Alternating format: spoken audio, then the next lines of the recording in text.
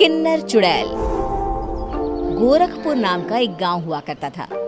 उस गांव में ज्यादा लोग नहीं रहते थे। उस गांव में एक गर्भवती विधवा औरत रहती थी। उस औरत का नाम कमला था। कमला अपने घर में अकेली रहती थी। उसके पति की सारी जायदाद उसके नाम हो गई थी, पर सभी गांव वाले उस औरत को मनहूस औरत समझा करते थे और सभी उससे नफरत किया करते थे। एक बार कमला राशन की दुकान पर खाने का सामान खरीदने जाती है। भैया जी, जरा 1 किलो दाल चावल देना। अरे हाय हाय हाय हाय हाय, अरे मनहूस औरत, मेरी दुकान में अपशुगन करवाने आ गई क्या? है? चल जा यहाँ से, मैं कुछ नहीं देने वाला हूँ तुझे। भाग भाग यहाँ से, चल जा निकल। भैया जी, ऐसा मत कहिए, मैं गर्भवती हूँ, मुझे खाने की बहुत जरूरत है, मुझे खाना दे दीजिए। दुकानदार कमला को वहाँ से धक्के मारकर भगा देता है। तभी कमला रोते रोते उस गांव के किन्नरों के इलाके में आ जाती है। गांव वाले किन्नरों को उसी इलाके में रखा करते थे, क्योंकि वो लोग किन्नरों को पसंद नहीं करते थे और उनके इलाके में रहने से मना करते थे। तो किन्नरों ने उसी गांव में अपना एक इलाका बना लिया था। जब किन्नर लोग देखते हैं कि एक गर्भवती महिला रोते रोते उनके इलाके में आ गई है, तो सारे किन्नर कमला के पास जाकर उसका हाल पूछने लगते हैं। क्या हुआ बहन, तुम्हारी गर्भवती अवस्था में इतनी बुरी हालत कैसे है? तुम रो क्यों रही हो? तुम डरो मत, हम तुम्हें कोई नुकसान नहीं पहुंचाएंगे। तुम शांत होकर सब बताओ कि हुआ क्या है।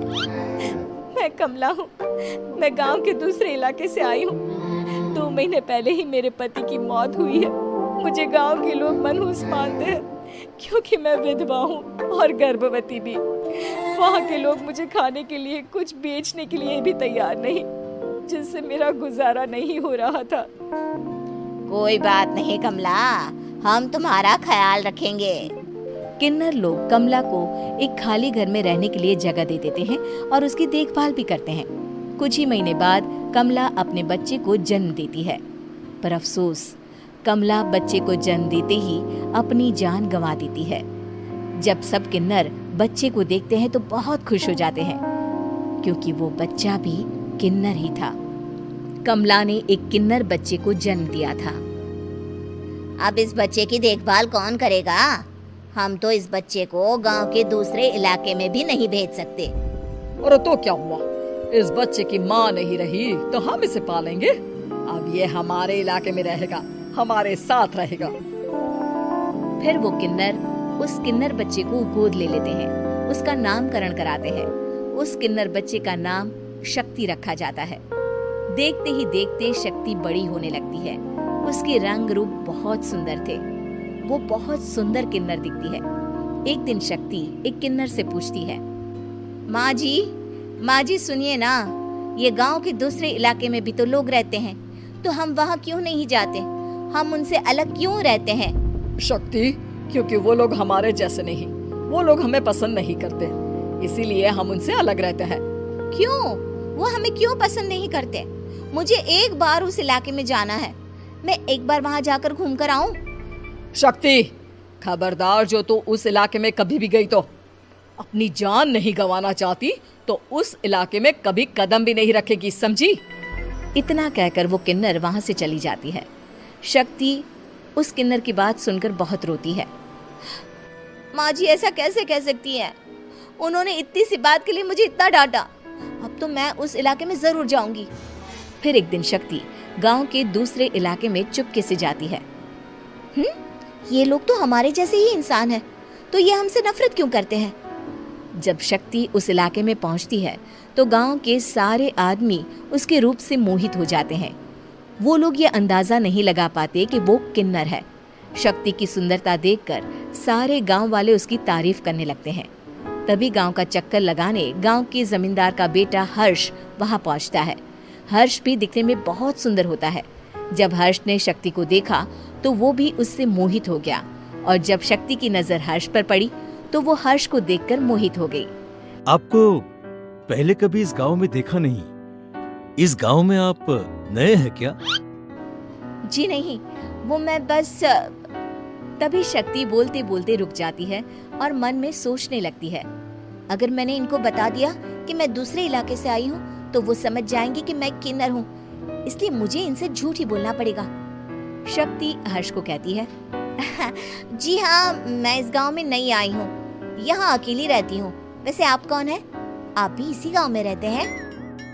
जी हाँ, मैं इस गांव के जमींदार का बेटा हूँ। आपको किसी भी चीज की जरूरत पड़े तो आप मुझे बता देना, मुझे अच्छा लगेगा। ऐसे ही शक्ति और हर्ष एक दूसरे से रोज मिलने लगते। वो दोनों अपने प्यार का इजहार करने एक दूसरे से मिलने जाते हैं। तभी शक्ति का पीछा करते करते एक किन्नर वहां आ जाती है।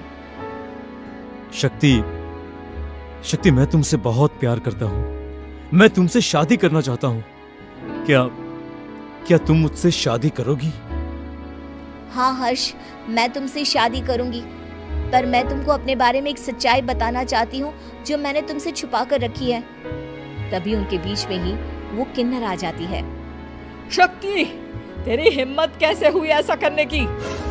वो किन्नर शक्ति को खींचकर गांव के जमींदार के पास ले जाती है। हर्ष भी वहां शक्ति को बचाने के लिए पहुंच जाता है। जमींदार शक्ति और हर्ष के प्यार के बारे में सुनकर गुस्से में आ जाता है और शक्ति को गांव के बाहर निकालने की सजा देता है। शक्ति ये बात सहन नहीं कर पाती और कुएं में कूदकर अपनी जान दे देती है। जमींदार हर्ष की शादी गांव की एक लड़की से करवा देता है, पर हर्ष इस शादी से खुश नहीं होता। शक्ति अपना बदला लेने के लिए मरने के बाद किन्नर चुड़ैल बन जाती है। अब मैं इन गांव वालों को नहीं छोड़ूंगी, अब इनसे मैं अपने प्यार का बदला लूंगी। किन्नर चुड़ैल गांव वालों को परेशान करना शुरू कर देती है। एक बार वो रात को गांव के खेतों में पहुंच जाती है और वहां आग लगा देती है। सारी फसल जल के राख हो जाती है। जब एक आदमी रात को उठकर देखता है कि खेत में आग लग गई है तो वो वहां पहुंच जाता है। वो देखता है कि खेतों के बीचों बीच एक किन्नर चुड़ैल खड़ी है और वहां खड़े होकर ताली बजा रही है। गांव वाला किन्नर चुड़ैल को देखकर बेहोश हो जाता है। जब सुबह उस आदमी को होश आता है तो वो सीधा जमींदार के पास जाता है। अरे जमींदार साहब, अरे वो किन्नर चुड़ैल ने मेरी सारी फसल जला दी। अब मैं क्या करूंगा? क्या होगा मेरा? जमींदार चुड़ैल किन्नर का नाम सुनते ही सब कुछ समझ जाता है। अब वो बहुत डर जाता है। उसी रात को जब जमींदार डर के मारे अपने कमरे में सो नहीं पाता, तभी वहां अचानक से किन्नर चुड़ैल आ जाती है। किन्नर चुड़ैल जोर जोर से जमींदार के आगे खड़ी होकर हंसने लगती है और ताली बजाने लगती है। जमींदार उस डरावनी किन्नर चुड़ैल को देखकर बहुत डर जाता है। तूने मेरे साथ बहुत बुरा किया, अब मैं तुझे जान से मार दूंगी। नहीं नहीं नहीं नहीं नहीं, मुझे माफ कर दो, मुझे मत मारो। मैं कभी ऐसा दोबारा नहीं करूंगा। अब तुम जो बोलोगी वही मैं करूंगा। ठीक है, मैं चाहती हूँ कि किन्नर इलाका गांव के इलाके से जुड़े और गांव का कोई भी आदमी किन्नर समाज से द्वेष ना करे, उससे नफरत ना करे, नहीं तो मैं सारे गांव को मार दूंगी। और तुम गांव में एक नया कानून बनाओ कि अगर किसी ने भी किन्नर समाज को हानि पहुंचाने की कोशिश भी करी या इनसे भेदभाव करने की भी कोशिश करी तो उनको कड़ी से कड़ी सजा मिलेगी। हाँ हाँ हाँ हाँ, मैं ऐसा ही करूंगा। तुम जो बोलोगी वो मैं करूंगा, पर मुझे जाने दो प्लीज। तब वो किन्नर चुड़ैल वहां से चली जाती है। गांव का जमींदार किन्नर चुड़ैल का कहा मानते हुए दोनों इलाकों को एक कर देता है और नया कानून भी लागू कर देता है। तब से वहां किन्नर समाज और बाकी गांव वाले शांतिपूर्वक रहने लगते हैं।